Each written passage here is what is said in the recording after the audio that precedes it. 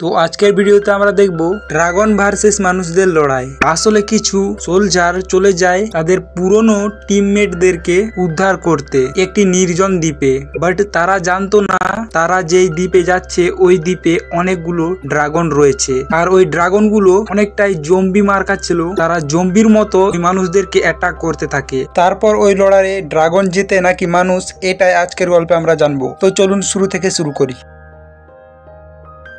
এই কাহিনীটি শুরু হয় আমেরিকান সোলজারদেরকে দেখিয়ে। তারা ঝড় জলের কারণে ফেসে গিয়েছিল জঙ্গলে। আসলে তারা একটা মিশন কমপ্লিট করার জন্য এখানে এসেছিল। তার কিছুক্ষণ পর আমরা দেখি ঝোপের ওপাশ থেকে একটি সোলজার দৌড়ে আসছিল। তার উপর ডাইনোসর আক্রমণ করে এবং তাকে ওখানেই মেরে ফেলে। পরের দিন আমরা আমেরিকান ক্যাম্প দেখতে পাই, যেখানে একটি মেয়ে আমেরিকান সোলজারকে বলতে থাকে আমার হাজবেন্ডকে ডাইনোসর তুলে নিয়ে গেছে, কিন্তু সোলজাররা তার কথায় বিশ্বাসই করতে পারছিল না। আর ওই ক্যাম্পেই একটি ট্রাক গাড়ি ধরা পড়ে, যেখানে খাতারনাক কিছু জিনিস ছিল।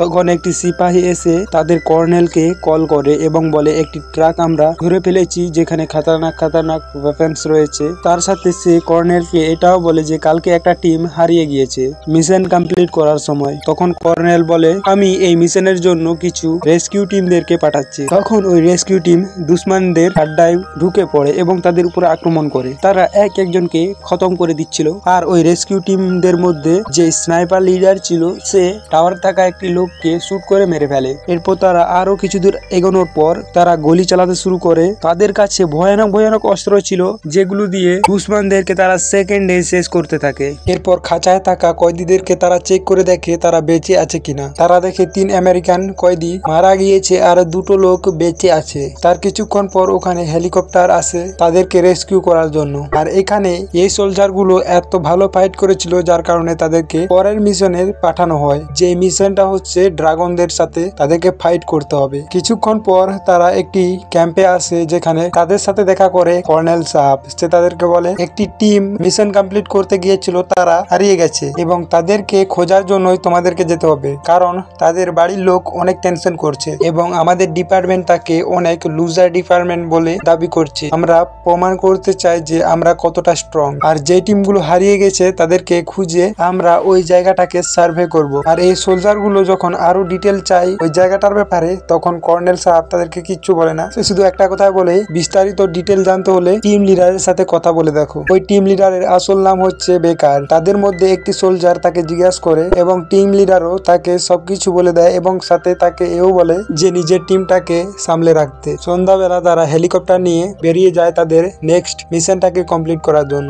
তখন হেলিকপ্টারের সিস্টেম আচমকা খারাপ হতে থাকে। তখন পাইলট বলে হাতিয়ার খারাপ হয়ে যাচ্ছে, কিন্তু প্লেন খারাপ হবে না। টিম জঙ্গলের ভেতরে একটি ফাঁকা জায়গায় তারা হেলিকপ্টারটাকে ল্যান্ড করায়। তারা এখানে অনেক বড় একটি জন্তুর পাঁচ দেখতে পায়, যেটা হাতির থেকেও বড় পাঁচ ছিল। এটা দেখে তারা অনেক অবাক হয়ে যায় এবং আশপাশে দেখতে থাকে আরো কি পাওয়া যায়। এরপর তারা আরো একটা বড় পালক দেখতে পায়, যে পালকটা পাখিরও না, কারণ পালকটা অনেক বড় ছিল। তারা যে পাঁচগুলো দেখছিল ওই পাঁচগুলো অনেক দূর চলে গিয়েছে, তাই তারা ওগুলোকে পিছু করতে শুরু করে যে ওগুলো কোথায় যায়। যেহেতু রাতের অন্ধকার ছিল তাই তারা সেরকম কিছু দেখতে পাচ্ছিল না, বাট তারা পিছু করতে শুরু করে। কিছু দূর যাওয়ার পর তারা একটা ডাইনোসরকে দেখতে পায়, যেই ডাইনোসরটা ভাই সাহেব অনেক বড় ছিল, কিন্তু তার কোনো পালক ছিল না। তাহলে ওই পালকটা কার? ওই পালকটার ব্যাপারে আমরা ভিডিওতে আগে জানবো, বাট এই ডাইনোসরটা নিশ্চিন্তে ঘুমাচ্ছিল আর ওই ডাইনোসরের পাশে অনেকগুলো হাড্ডি পড়েছিল, যেগুলো সে খাবার হিসেবে মানুষদেরকে খেয়ে ফেলেছে।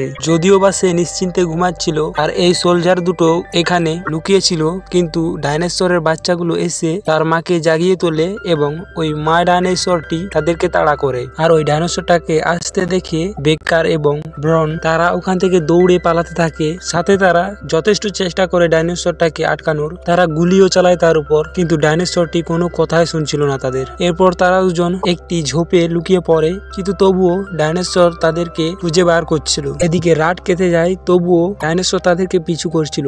যেহেতু সকালবেলা হয়ে গিয়েছিল তাই তারা পরিষ্কার দেখতে পাচ্ছিল। তারপর তারা একটি গাছের এ পাশে লুকিয়ে পড়ে এবং সাথে তার উপর তারা বম ছুড়ে মারে, যাতে ডাইনোসরের ধ্যান ভটকে যায়। তারা ডাইনোসরটাকে বোকা বানিয়ে পাহাড়ের টপে উঠে যায়, যেখানে নিচে অনেক জল ছিল, এবং তারা ওখানে ঝাঁপ মারে। তাদের ঝাঁপ দেওয়ার সাথে সাথে ডাইনোসরও তাদের সাথে ঝাঁপ মারে। জানি না কি করে এলো ডাইনোসর তাদের সাথে। আর এখানে বেকার ব্রনকে নদীর পাড়ে নিয়ে যায়, কারণ সে অনেক বেহুশ ছিল। মানে সে অজ্ঞান হয়ে গেছিল।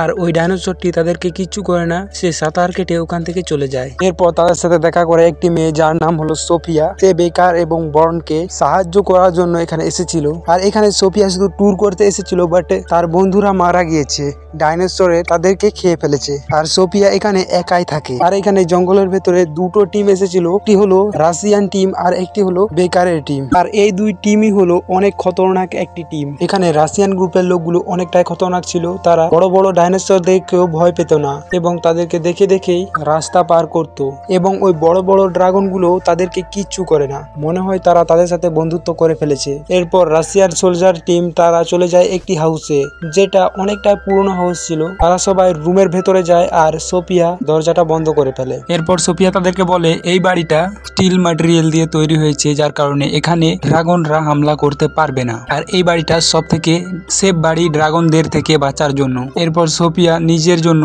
একটা ইনজেকশন লাগায়। এটা দেখে তারা সবাই অবাক হয়ে যায়। এরপর বর্ণ রেডিও থেকে সাহায্য চাইতে থাকে। তখন সোফিয়া বলে কোনো লাভ নেই, কারণ রেডিওর ওপাশে থাকা মানুষগুলো মারা গিয়েছে আর তাদেরকে মেরে ফেলেছে রাশিয়ান জার্নাল। আর ওই রাশিয়ান টিমদের মধ্যে সোফিয়াই হলো একমাত্র বেঁচে যাওয়া মানুষ। এরপর বর্ণ কর্নেলকে ফোন লাগায় এবং তাকে সবকিছু বলে দেয়, যে কথা সোফিয়া তাকে বলল। এরপর তাকে বলে ডাইনোসর এখানে অনেক রয়েছে, যেগুলো যখন তখন আমাদের উপর আক্রমণ করছে। তুমি আমাদের জন্য রেস্কিউ টিম পাঠাও। বেকার কর্নেলকে ধমকিয়ে বলে তুমি যদি আমাদের জন্য রেস্কিউ টিম না পাঠাও তাহলে আমরা মানুষদেরকে বলে দেবো এখানে আমরা কি কি দেখেছি। কর্নেল সবকিছু মেনে নেয়, কিন্তু সে ডাইনোসরের কথাটা বিশ্বাস করতে পারছিল না। কিন্তু তবুও সে রাশিয়ান জার্নালের ব্যাপারে, এবং ওই বাকি থাকা টিমগুলো তারা মাঠের মধ্যে দিয়ে এগিয়ে যাচ্ছিল। আচমকা একটি সোলজারের পায়ে গুলি লাগে এবং সে নিচে পড়ে যায়। আসলে রাশিয়ান সোলজার টিমরা গুলি চালাচ্ছিল। আর এদিকে বেকারের টিম তারাও কোনো কম ছিল না, তারাও ফাইটের জন্য রেডি ছিল। তাই তাদের ওখানে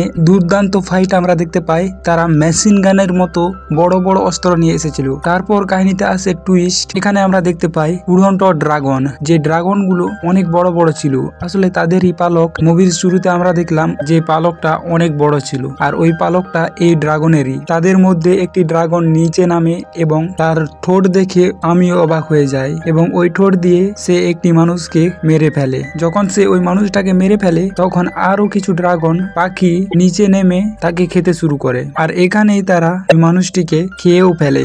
এখানে যেহেতু অনেকগুলো সোলজার জমা হয়েছিল, ওই সোলজারদেরকে খতম করার জন্য ড্রাগন তাদের পিছু করে। শুধু উড়ন্ত ড্রাগন না, এখানে যারা হাঁটতে পারতো ওই ড্রাগন গুলো আসে। আর ব্রেকারের টিম গুলো ভয় পেয়ে তারা বন্দুক চালাতে থাকে যাতে ড্রাগন গুলো এখান থেকে উড়ে পালায়। যদিও বা ড্রাগনদের গুলি চালিয়ে শান্ত করা যাচ্ছিল না। এরপর তারা ঘন জঙ্গলে ঢুকে পড়ে, যেখানে লাখ লাখ ড্রাগন আসতে থাকে। আর এখানে তারা ফায়ারও করে। তারা এত জোরে ফায়ার করছিল, মনে হচ্ছিল বৃষ্টির মতো গুলি পড়ছিল। আর ওই ড্রাগন গুলো মারা যাচ্ছিল। যদিও বা এই ড্রাগন গুলো অনেক ছোট ছোট ছিল, তাদেরকে তারা মেরে ফেলে। এরকম করতে করতে তারা কয়েক লাখ ড্রাগন মেরে ফেলে। তারা যখন ওই ড্রাগন গুলোকে মারছিল তখন একটি সোলজারকে ছোট ড্রাগন টেনে নিয়ে চলে যায়। যদিও বা তার কিছুক্ষণ পরেই তাকে উদ্ধার করা হয়, কিন্তু ওখানে অনেকগুলো ড্রাগন ছিল। এরপর তারা যখন তাদের বন্ধুকে দেখতে পায় তার হালাত অনেক খারাপ ছিল।